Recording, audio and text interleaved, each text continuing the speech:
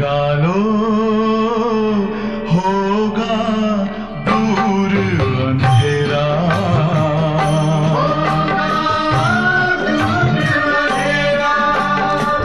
शिव का कर लो ध्यान, आ रहा पावन पुण्य सवेरा।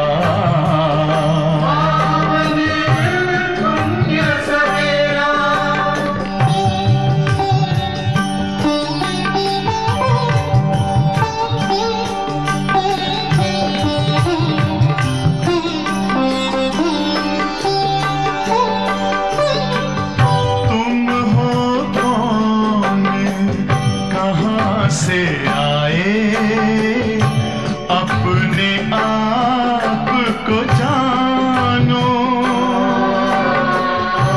राजयोग के द्वारा अपना परम पिता पहचानो। इसी राजपथ पर चलकर पालो अपना बसेरा।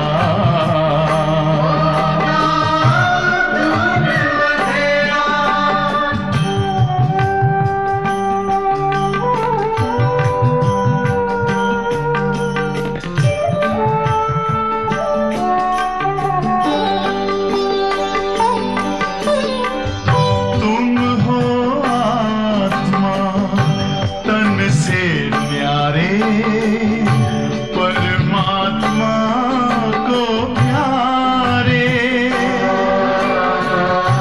दिव्य गुणों को धारण करके योगी बनो दुलारे। ज्योति बिंदु ही तोड़ेगा ये माया मोह का घेरा।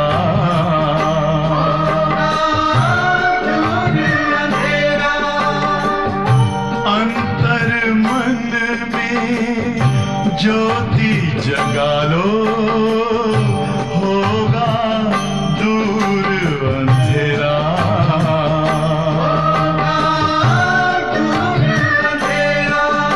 ओम शांति, ओम शांति, ओम शांति।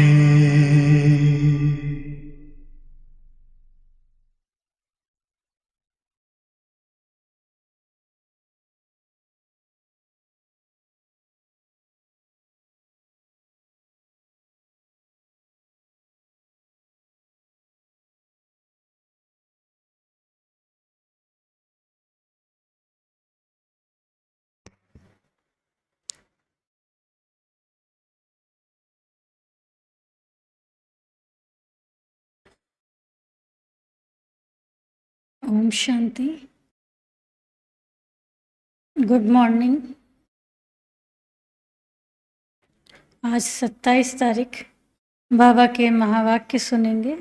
बाबा ने कहा, मीठे बच्चे, नाजुकपना भी देह अभिमान है। रूसना रोना यह सब आसुरी संस्कार तुम बच्चों में नहीं होने चाहिए। दुख सुख मान अपमान सब सहन करना है। बाबा ने कहा नाजुकपना है ना, फीलिंग आ जाना, रोना रूसना रूठ जाना। बाबा ने कहा ये सब तुम बच्चों में नहीं होने चाहिए, क्योंकि ये सारे संस्कार तो आसुरी हैं। प्रश्न है, सर्विस में ढीलापन आने का मुख्य कारण क्या है? तो उत्तर, जब देह अभिमान के कारण एक दो की खामियां देखने लगते हैं, तब सर्विस में ढीलापन आता है। आपस में अनबनी होना भी देह अभिमान है। मैं फलाने के साथ नहीं चल सकता, मैं यहाँ नहीं रह सकता, यह सब नाजुकपना है। यह बोल मुख से निकालना माना कांटे बनना। मैं ये नहीं कर सकता, नहीं रह सकता। बाबा कहते यह बोल मुख से निकालना माना कांटे बनना, ना फरमान बरदार बनना। बाबा कहते बच्चे तुम रूहानी मिलिट्री हो, इसलिए ऑर्डर हुआ तो फौरन हाजिर होना चाहिए। कोई भी बात में आनाकानी मत करो। ऑर्डर हुआ यहाँ जाना, ये करना, इतनी सेवा करनी, तो बाबा कहते ऑर्डर हुआ और आज्ञाकारी बच्चे की तरह क्या करना है, हाँ जी, है ना। बाबा कहते किसी भी बात में आनाकानी नहीं करनी है। ओम शांति। रूहानी बाप बैठ रूहानी बच्चों को समझाते हैं। बच्चों को पहले पहले यह शिक्षा मिलती है कि अपने को आत्मा निश्चय करो, देह अभिमान छोड़ देही अभिमानी बनना है। हम आत्मा हैं, देही अभिमानी बने तभी बाप को याद कर सकें। वह है अज्ञान काल, यह है ज्ञान काल। अज्ञान काल में थे तो अपने को शरीर समझते थे, ज्ञान काल में आ गए तो आत्मा। तो बाबा कहते ज्ञान तो एक ही बाप देते हैं जो सर्व की सदगति करते हैं, और वह है निराकार, अर्थात उनका कोई मनुष्य आकार नहीं है। जिसको मनुष्य का आकार है उनको भगवान नहीं कह सकते हैं। अब आत्माएं तो सब निराकारी ही हैं, परंतु देह अभिमान में आने से अपने को आत्मा भूल गए। अब बाप कहते हैं तुमको वापस घर जाना है, अपने को आत्मा समझो, आत्मा समझ बाप को याद करो, तब जन्म जन्मांतर के पाप भस्म हो और कोई उपाय नहीं। बाबा कहते डुबकी लगा देना, व्रत उपवास कर लेना, परिक्रमा कर लेना, इन सब से पाप भस्म होने वाले नहीं, सिवाय एक। बाबा कहते अपने को आत्मा समझ बाप को याद करना, इसी से ही जन्म जन्मांतर के 63 जन्मों के पाप भस्म होंगे। आत्मा ही पतित और आत्मा ही पावन बनती है। सीढ़ी बाप ने समझाया है कि पावन आत्माएं हैं सतयुग त्रेता में, पतित आत्मा फिर रावण राज्य में बनती है। सीढ़ी में भी समझाया है कि जो पावन थे वह पतित बने हैं, 84 जन्म लेते लेते क्या हो गए, है ना। बाबा कहते हैं पतित बने हैं। 5000 वर्ष पहले तुम सब आत्माएं शांति धाम में पावन थीं, उसको ही कहा जाता है निर्वाण धाम। फिर कलयुग में पतित बनते हैं, तब चिल्लाते हैं, विलाप करना, रोना, रूठना, रीसना, है ना, पश्चाताप करना। बाबा कहते हैं ये सब कब शुरू हो जाता है, जब पतित बनते हैं, रावण राज्य में आते हैं, है ना, फिर विकर्म शुरू हो जाते हैं। फिर बाबा कहते हैं तब चिल्लाते हैं कि हे पतित पावनों। बाबा समझाते हैं बच्चे मैं जो तुमको ज्ञान दे रहा हूँ पतित से पावन होने का, वह सिर्फ मैं ही देता हूँ, जो फिर प्रायः लोप हो जाता है। बाप को ही आकर सुनाना पड़ता है। यहाँ मनुष्यों ने अथाह शास्त्र बनाए हैं, सतयुग में कोई शास्त्र होता नहीं, वहाँ भक्ति मार्ग रेंचक भी नहीं। अभी बाप कहते हैं तुम मेरे द्वारा ही पतित से पावन बन सकते हो, पावन दुनिया जरूर बननी ही है। मैं तो बच्चों को ही आकर राजयोग सिखाता हूँ, दैवी गुण भी धारण करने, राजयोग सिखाता हूँ। बाबा कहते दैवी गुण भी धारण करने हैं। रोसना रोना ये सब क्या है, यह सब आसुरी स्वभाव है। बाप कहते हैं दुख सुख मान अपमान सब बच्चों को सहन करना है। नाजुकपना नहीं, मैं फलाने स्थान पर नहीं रह सकती हूँ, यह भी नाजुकपना है।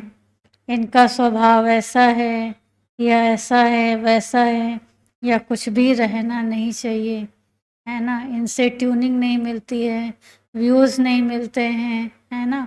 बाबा कहते हैं ये सब कुछ भी अंदर नहीं रहना चाहिए। मुख से सदैव फूल ही निकले, कांटा नहीं निकलना चाहिए। कितने बच्चों के मुख से कांटे बहुत निकलते हैं। किसको गुस्सा करना भी कांटा है। एक दो में बच्चों की अनबनी बहुत होती है, अनबनी हुई तो क्या होगा, फिर नाराज हो जाएंगे, है ना। जब बोलेंगे तो कमेंट में बोलेंगे, क्रोध में बोलेंगे। तो बाबा कहते हैं ये सब क्या है, कांटे हैं। देह अभिमान होने कारण एक दो की खामियां देखते खुद में अनेक प्रकार की खामियां रह जाती हैं। दूसरों पर ही फोकस कर रहे हैं, है ना, तो क्या होगा। दूसरों का देखेंगे तो उनका हो या ना हो, लेकिन खुद के अंदर ही खामियां रह जाती हैं, इसलिए फिर सर्विस ढीली पड़ जाती है। बाबा समझते हैं यह भी ड्रामा अनुसार होता है, सुधरना भी तो है। मिलिट्री के लोग जब लड़ाई में जाते हैं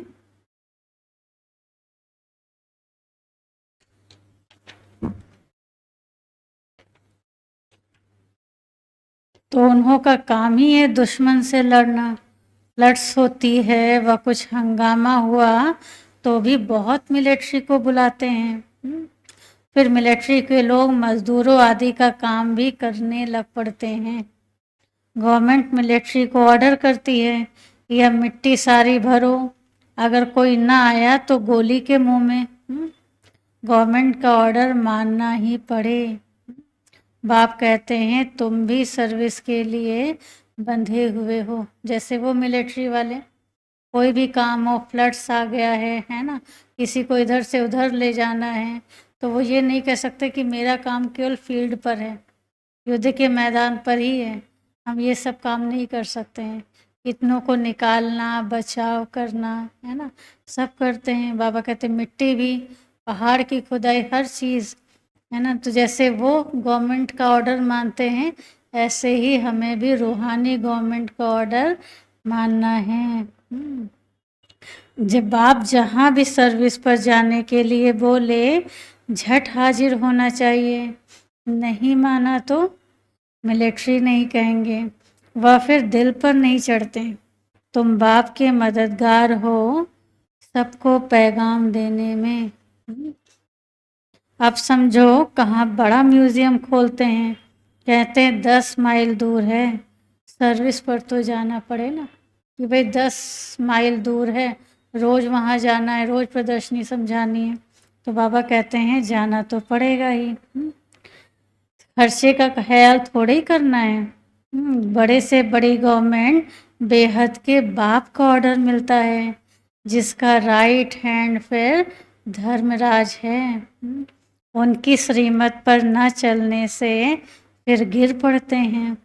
श्रीमत कहती है अपनी आँखों को सिविल बनाओ। श्रीमत क्या कह रही है कि अपनी आँखों को सिविल बनाओ, काम पर जीत पाने की हिम्मत रखनी चाहिए। बाबा का हुक्म है, अगर हम नहीं मानेंगे तो एकदम चकनाचूर हो जाएंगे। 21 जन्मों की राजाई में रोला पड़ जाएगा। बाप कहते हैं मुझे बच्चों के बिगड़ तो कभी कोई जान ना सके, कल्प पहले वाले ही आहिस्ते आहिस्ते निकलते रहेंगे। यह है बिल्कुल नई नई बातें, यह है गीता का युग। परंतु शास्त्रों में इस संगम युग का वर्णन नहीं है। गीता को ही द्वापर में ले गए हैं, लेकिन जब राजयोग सिखाया तो जरूर संगम होगा ना। परंतु किसकी भी बुद्धि में यह सब बातें हैं नहीं। अभी तुम्हें ज्ञान का नशा चढ़ा हुआ है, मनुष्यों को है भक्ति का नशा। वो भक्ति के नशे में, इसीलिए वो सारे भक्ति वाली चीज़ें करते रहते हैं। बाबा कहते तुम्हें है ज्ञान का नशा, इसीलिए हम भी क्या करते, बार बार सीढ़ी चढ़ते हैं उतरते हैं, चढ़ते हैं उतरते हैं। कौन सी सीढ़ी? परम धाम है ना। और फिर कहीं भी सर्विस हुई, कोई भी सेवा हुई, तो बाबा कहते हैं नशा क्या है? नशा रहता है, उमंग उत्साह रहता है, तो कितनी सेवाएं हो जाती हैं। तो बाबा कहते हैं तुम्हें अभी ज्ञान का नशा चढ़ा हुआ है। यह उत्थान और पतन की सीढ़ी बहुत अच्छी है, तो भी मनुष्यों की आंखें नहीं खुलती। इतना समझने के बाद भी, है ना, हाँ करने के बाद भी बाबा कहते हैं मनुष्यों की आंख नहीं खुलती।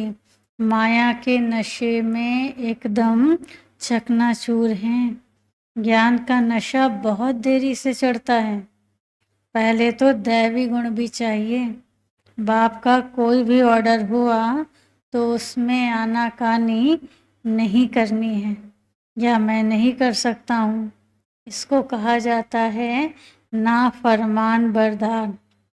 श्रीमत मिलती है, ऐसा ऐसा करना है, तो समझना चाहिए कि शिव बाबा की श्रेष्ठ मत है। वह है ही सदगति दाता। दाता कभी उल्टी मत नहीं देंगे। बाप कहते हैं मैं इनके बहुत जन्मों के अंत में प्रवेश करता हूँ। इनसे भी देखो लक्ष्मी ऊंच चली जाती हैं। गायन भी है, फीमेल को आगे रखा जाता है। पहले लक्ष्मी फिर नारायण, यथा राजा रानी तथा प्रजा हो जाती है। तुमको भी ऐसा श्रेष्ठ बनना है। इस समय तो सारी दुनिया में रावण राज्य है। सभी कहते हैं राम राज्य चाहिए। अब है संगम। जब इन लक्ष्मी नारायण का राज्य था तो रावण राज्य नहीं था। फिर चेंज कैसे होती है या कोई नहीं जानते। सभी घोर अंधियारे में हैं। समझते हैं कलयुग तो अभी छोटा बच्चा है, रेगड़ी पहन रहा है, यानी घुटने के बल चल रहा है। तो मनुष्य और ही नींद में सोए हुए हैं। उन्हें क्या लगता कुछ नहीं होगा, अभी तो बहुत समय है। तो बाबा कहते हैं और ही नींद में, अज्ञानता की नींद में सोए हुए हैं। यह रूहानी नॉलेज रूहानी बाप ही रूहों को देते हैं। राजयोग भी सिखलाते हैं। श्री कृष्ण को रूहानी बाप नहीं कहेंगे। वह ऐसे नहीं कहेंगे कि हे रूहानी बच्चों। यह भी लिखना चाहिए रूहानी नॉलेजफुल बाप स्पिरिचुअल नॉलेज रूहानी बच्चों को देते हैं। बाप समझाते हैं दुनिया में सभी मनुष्य हैं देह अभिमानी। मैं आत्मा हूँ या कोई नहीं जानते। बाप कहते हैं किसकी भी आत्मा लीन नहीं होती।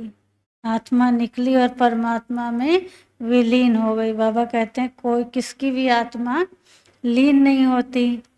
अभी तुम बच्चों को समझाया जाता है दशहरा दीपावली क्या है। मनुष्य तो जो भी पूजा करते हैं सब ब्लाइंड फेथ की, जिसको गुड़ियों की पूजा कहा जाता है, पत्थर पूजा कहा जाता है। अभी तुम पारस बुद्धि बनते हो तो पत्थर की पूजा नहीं कर सकते हो। चित्रों के आगे जाकर माथा टेकते हैं, कुछ भी समझते नहीं। कहते भी हैं ज्ञान भक्ति और वैराग्य। ज्ञान आधा कल्प चला, फिर भक्ति शुरू हुई। अब तुमको ज्ञान मिलता है तो भक्ति से वैराग्य आ जाता है। यह दुनिया ही बदलती है। कलयुग में भक्ति है और सतयुग में भक्ति होती नहीं।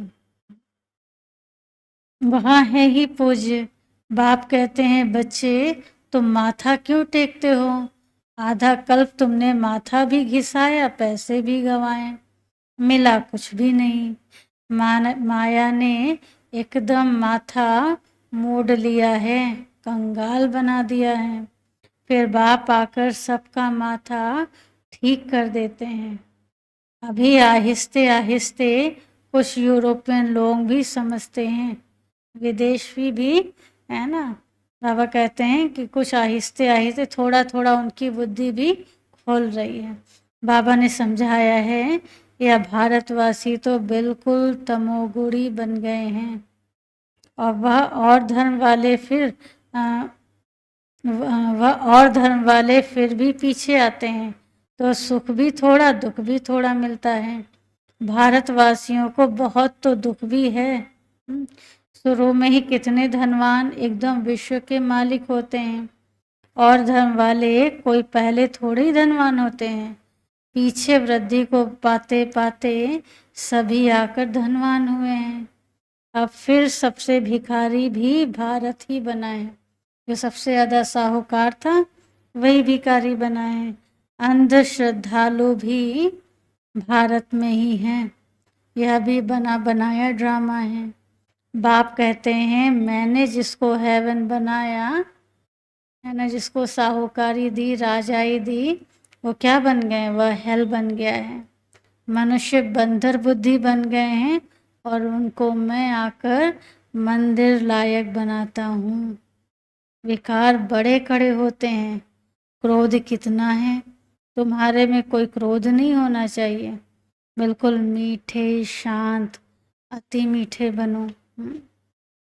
यह भी जानते हो कोटों में कोई ही निकलते हैं राजाई पद वाले। बाप कहते हैं मैं आया हूँ तुमको नर से नारायण बनाने। उसमें भी 8 रत्न मुख्य गाए जाते हैं। 8 रत्न और बीच में है बाप। 8 हैं पास विद ऑनर्स, तो भी नंबरवार पुरुषार्थ अनुसार।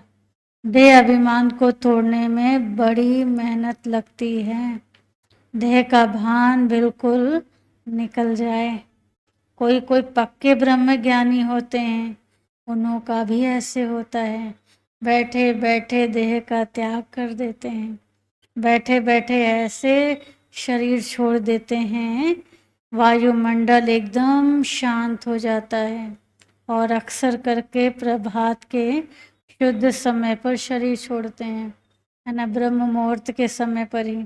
मनुष्य रात को मनुष्य बहुत गंद करते हैं, सुबह को स्नान आदि करके भगवान भगवान कहने लगते हैं, पूजा करते हैं।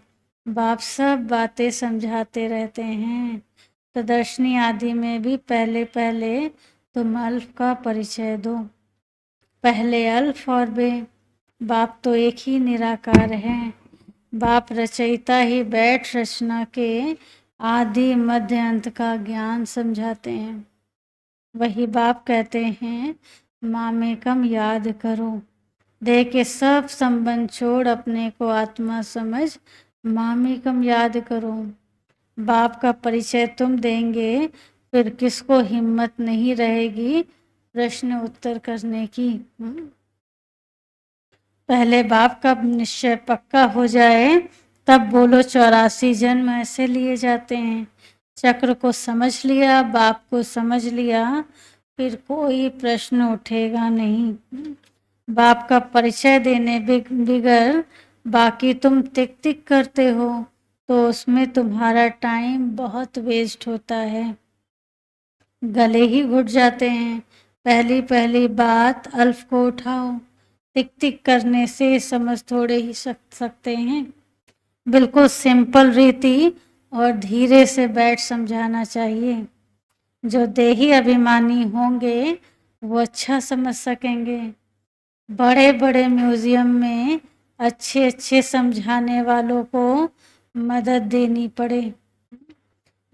थोड़े रोज अपना सेंटर छोड़ मदद देने आ जाना है। पिछाड़ी में सेंटर संभालने कोई को बिठा दो।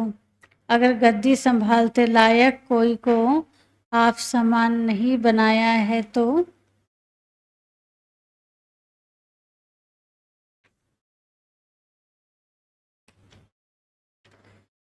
बाप समझेंगे कोई काम के नहीं, सर्विस नहीं की है।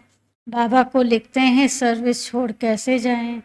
अरे बाबा हुक्म करते हैं फलानी जगह प्रदर्शनी है, सर्विस पर जाओ।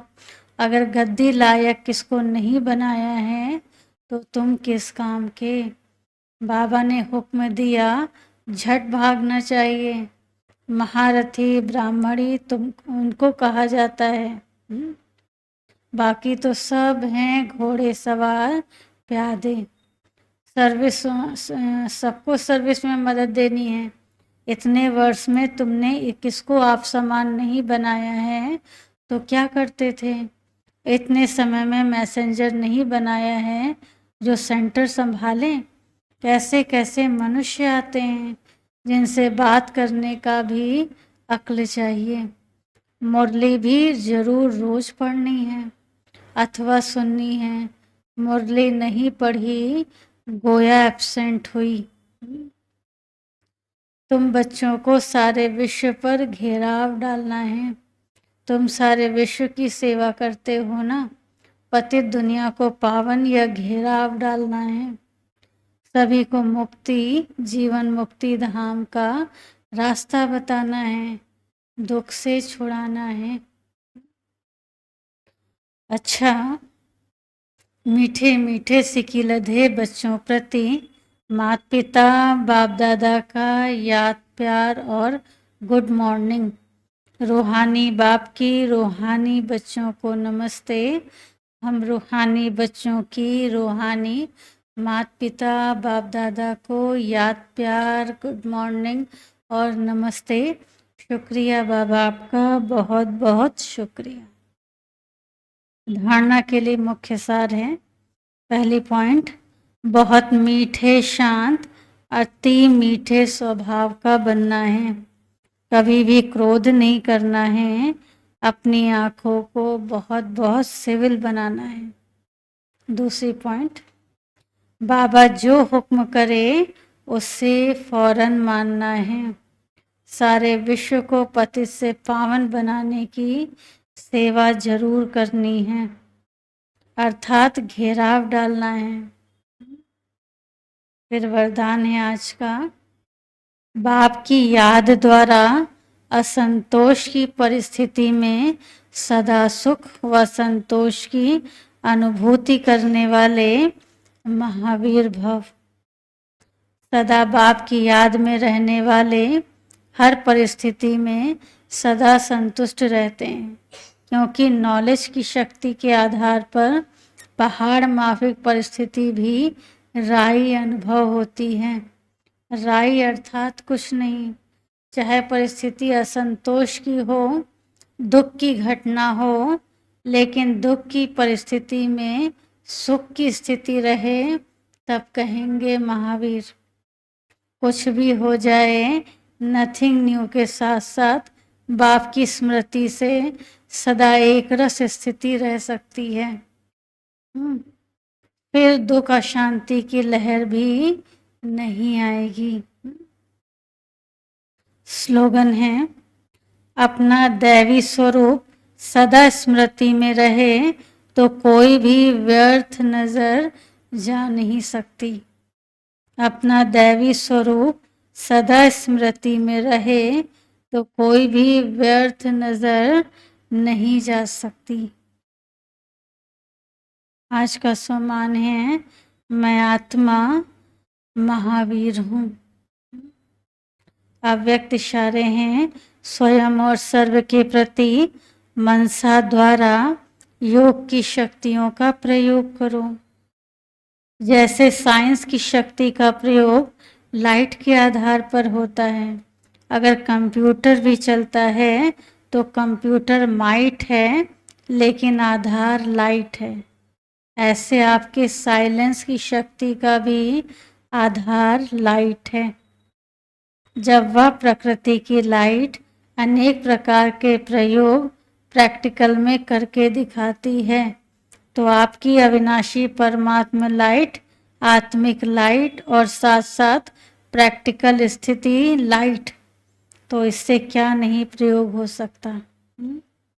बाबा कहते हैं ये प्रयोग भी करके देखो। जब लाइट की स्थिति होगी, ज्ञान का प्रकाश होगा तो क्या से क्या स्थिति नहीं हो सकती। ओम शांति।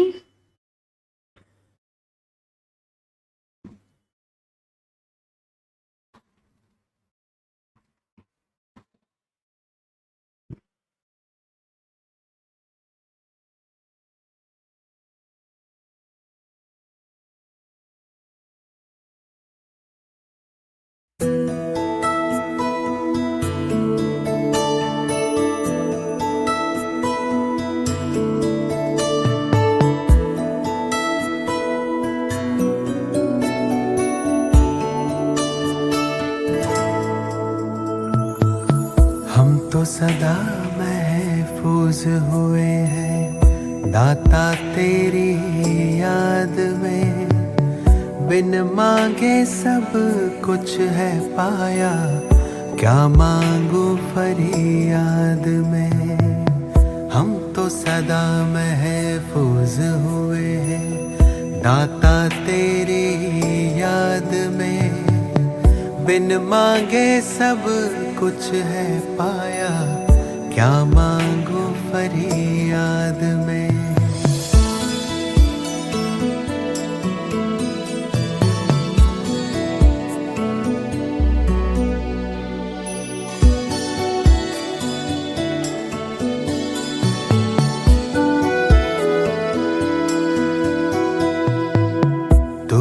समझता दिल को हमारे, करता मेरी हिफाजत है।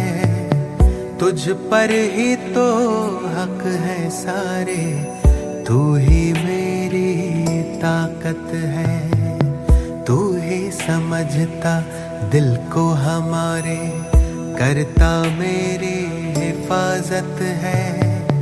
तुझ पर ही तो हक है सारे, तू ही मेरी ताकत है। तू ही सबसे पहले दिल में, बाकी सब है बाद में। हम तो सदा महफूज हुए हैं भगवन तेरी याद में। तू ही सबसे पहले दिल में, बाकी सब है बाद में। हम तो सदा महफूज हुए हैं भगवन तेरी याद में।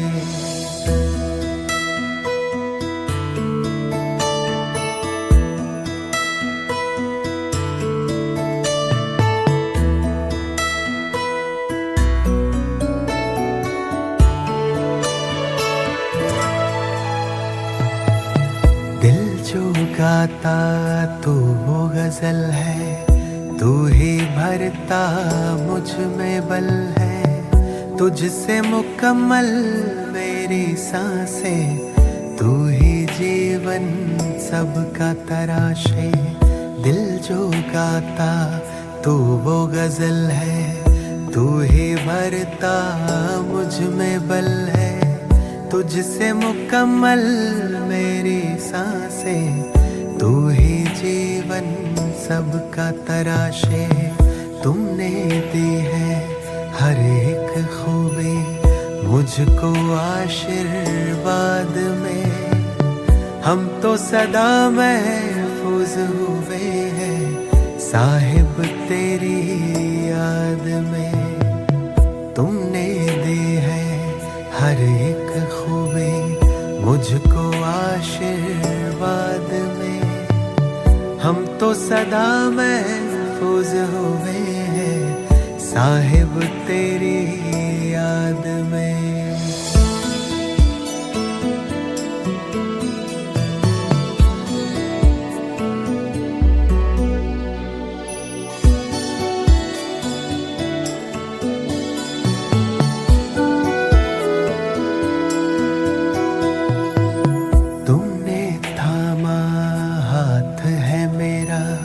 इस बदलते दौर में तू ही मेरे मन का सुकून है, दुनिया के इस शोर में। तुमने थामा हाथ है मेरा इस बदलते दौर में।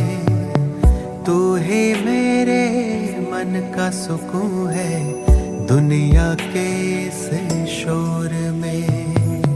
पाए हैं तुमसे सभी खजाने मैंने जायदाद में। हम तो सदा महफूज हुए हैं ईश्वर तेरी याद में। पाए हैं तुमसे सभी खजाने मैंने जायदाद में। हम तो सदा महफूज हुए हैं ईश्वर तेरी याद तेरी याद में, या रब